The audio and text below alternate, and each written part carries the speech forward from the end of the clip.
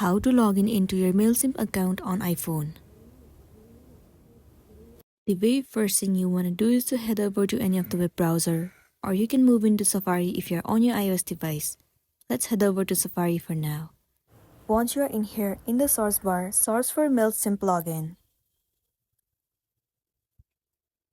Wait for a while. It will land you on this page. Tons of different sites will be available to you, but head over to the very first one. You will be landing on the official page of MailChimp.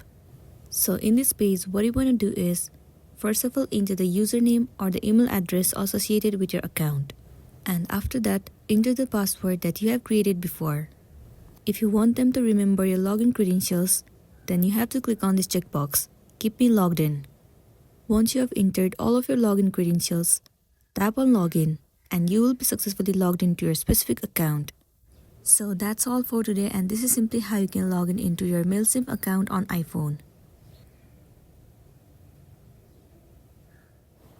Make sure to smash the like button and consider subscribing if you found this video helpful. And if you have any queries, you can drop it down in the comment section below. We'll see you in the next one.